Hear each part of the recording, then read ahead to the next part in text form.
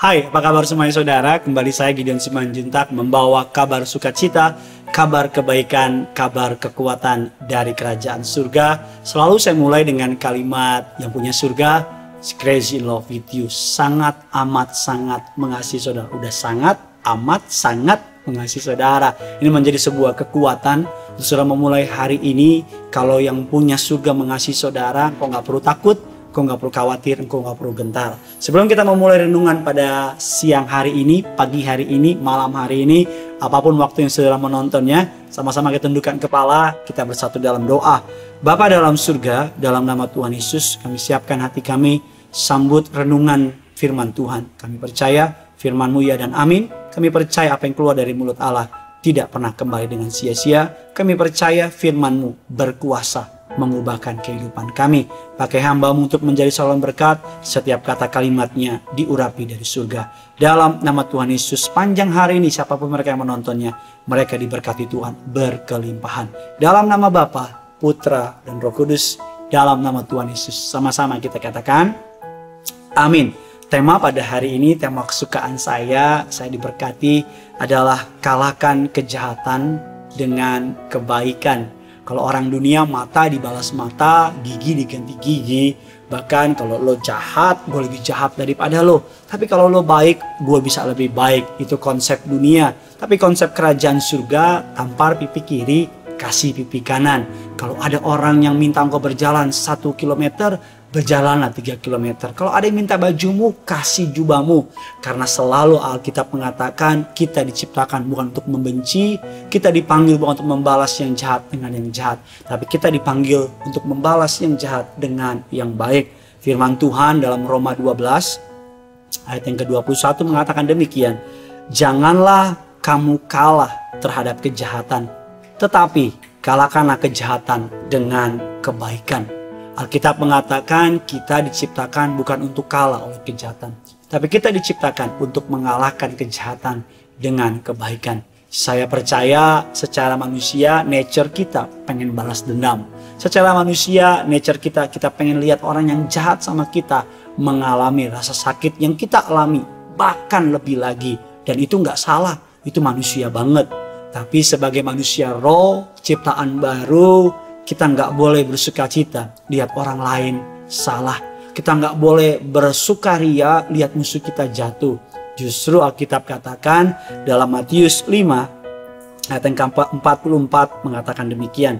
Tetapi aku berkata kepadamu, kasihilah musuhmu, berdoalah bagi mereka yang menganiaya kamu. Wow, kalau mengampuni, oke Pak Pendeta saya ampuni. Tapi Tuhan bilang kasihi, berdoa bagi mereka. Terjemahan Inggrisnya menarik banget. Dikatakan ucap berkat buat mereka. Tapi Pak Pendeta dia jahat sama saya. Tapi Pak dia balas air susu dengan air tuba. Tapi dia tusuk saya dari belakang. Jangan kalah sama yang jahat. Karena kalau saudara balas yang jahat dengan yang jahat, yang pertama engkau sudah kalah. Dan yang kedua engkau menjadi dari korban menjadi pelaku. Engkau sama saja dengan orang-orang yang menyakiti saudara. Tapi ketika kita membalas yang jahat dengan yang baik, kita orang-orang yang menang. Lalu pertanyaannya, apa yang Yesus lakukan dalam hidup kita? Dan bagaimana saya bisa hidup mengasihi, membalas yang jahat dengan yang baik? Seperti saya bilang, kita lihat bagaimana cara Yesus mengasihi kita. Bukankah Yesus tetap membalas yang baik ketika kita jahat?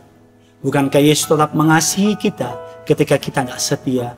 Bukankah Yesus tidak pernah meninggalkan kita di saat kita seringkali meninggalkan Dia?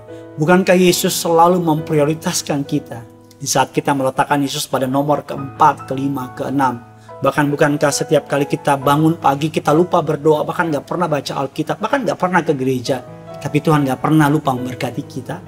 Contoh itu, kalau Tuhan saja selalu membalas yang baik kepada orang-orang yang jahat. Sebagai anak-anak Tuhan, kita harus membalas yang baik ketika orang berbuat jahat. Pohon ketika dia ditimpuki, dia membalas dengan buah.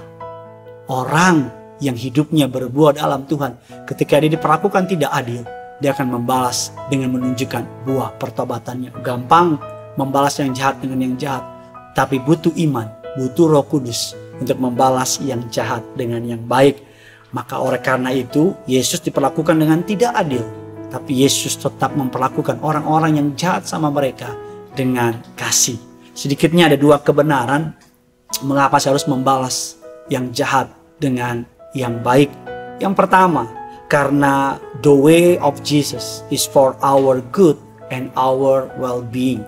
Cara Kristus untuk menunjukkan kepada saudara adalah cara yang terbaik untuk hidup kita, untuk kebaikan kita, dan untuk keberadaan kita.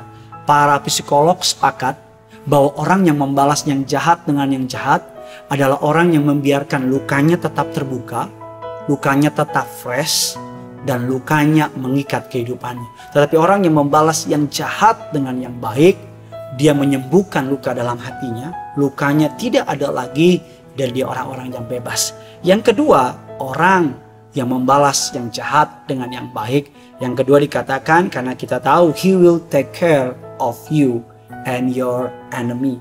Karena pembalasan adalah haknya Tuhan, bukan haknya kita. Pembalasan adalah bagian Tuhan, bukan bagian kita. Izinkan Tuhan bekerja melalui saudara. Biarkan orang jahat sama saudara. Biarkan orang ngomongin saudara, jangan balas ngomongin dia. Biarkan orang pelakuin saudara dengan gak adil, ngomongin di belakang, jelekin dan sebagainya. Padahal kau sudah hidup baik, biarkan. Jangan balas kejahatan dengan kejahatan, tapi balaslah kejahatan dengan kebaikan. Karena kita dipanggil untuk menjadi berkat. Kita dipanggil untuk menjadi garam dan terang dunia. Jangan lupa tulis komentar di bawah. Mungkin saudara sedang susah mengampuni orang lain, atau bahkan mungkin saudara sedang dijahatin sama orang lain. Komentar di bawah biar orang-orang yang membaca, mereka juga bisa memberikan masukan sama saudara, dan kita bisa bersama-sama berdoa bagi saudara yang punya surga. Crazy love with you. Bye-bye.